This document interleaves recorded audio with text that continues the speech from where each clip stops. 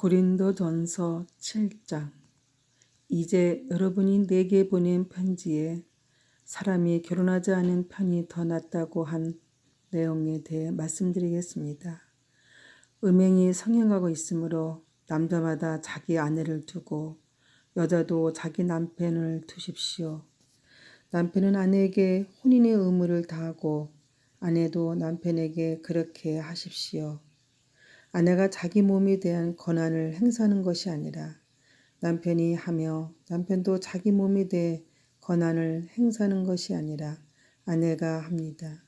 남편과 아내는 서로 합의하여 기도에 전념하기 위해 얼마 동안 떨어져 있는 경우를 제외하고는 서로 떨어져 있지 마십시오. 잠시 떨어져 있는 경우라도 사탄이 여러분의 약함을 틈타 시험할지 모르니 그 후에는 다시 합치십시오. 이것은 내가 충고로 드리는 말씀이지 명령은 아닙니다. 나는 모든 사람이 나처럼 지내기를 바랍니다. 하지만 각 사람마다 하나님께 받은 은사가 달라서 어떤 사람은 이러하고 또 다른 사람은 저러합니다. 결혼하지 않는 사람들과 가부들에게 말합니다. 여러분들도 나처럼 결혼하지 않고 지내는 것이 여러분에게 좋습니다. 그러나 자신을 절제할 수 없거든 결혼하십시오. 욕정에 불타는 것보다 결혼하는 편이 낫습니다. 이제 이미 결혼한 사람들에게 명령합니다. 이것은 나의 명령이 아니라 주님의 명령입니다. 아내는 남편과 헤어지지 마십시오. 남편과 헤어지는 일이 있게 된다면 결혼하지 말고 그대로 혼자 지내든지 아니면 전 남편과 다시 합쳐야 합니다. 남편 역시 아내를 버려서는 안 됩니다. 그 외의 사람들에게 말합니다. 이것은 주님의 말씀이 아니라 내 생각입니다.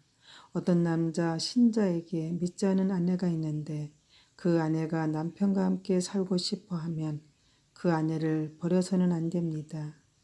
어떤 여자 신자에게 믿지 않은 남편이 있는데 그 남편이 아내와 함께 살고 싶어 하면 그 남편을 버려서는 안 됩니다. 그것은 믿지 않는 남편이 아내를 통해 거룩해지고 믿지 않은 아내가 남편을 통해 거룩해지기 때문입니다. 그렇지 못한다면 여러분의 자녀도 깨끗하지 못할 것입니다. 하지만 여러분이 보시다시피 여러분의 자녀는 거룩합니다.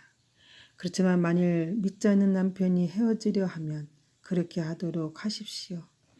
믿는 남자나 여자나 그러한 상황에서는 상대방에게 얽매일 필요가 없습니다. 하나님께서는 우리를 평화롭게 살게 하려고 부르셨습니다.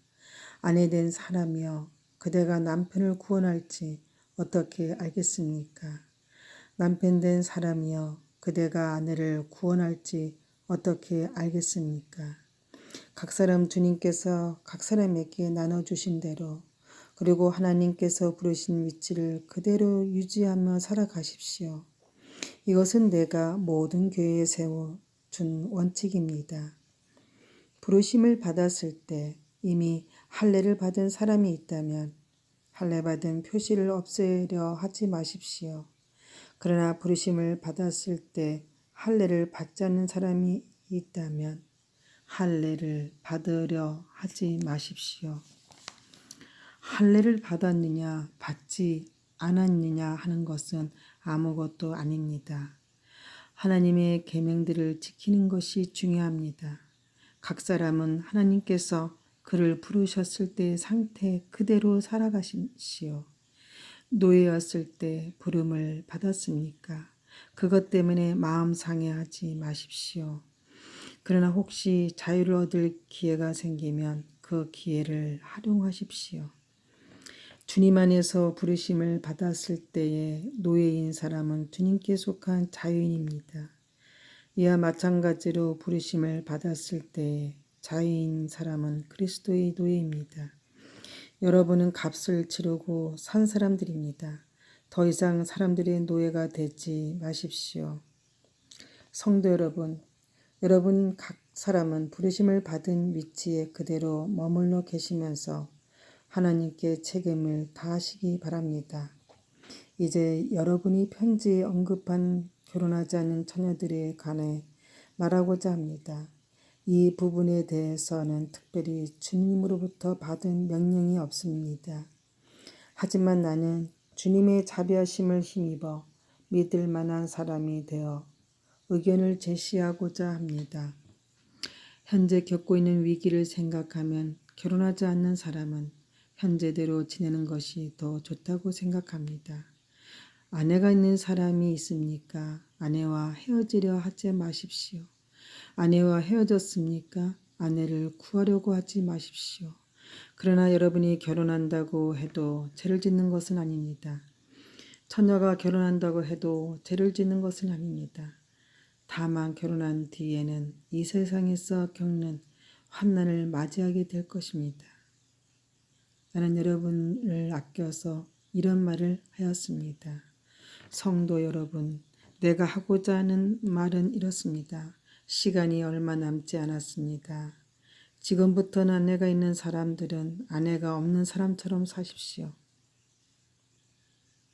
우는 사람은 울지 않는 사람처럼, 기쁨에 넘친 사람은 기쁘지 않은 사람처럼, 물건을 사는 사람은 자기가 산 것을 가지고 있지 않은 사람처럼 사십시오.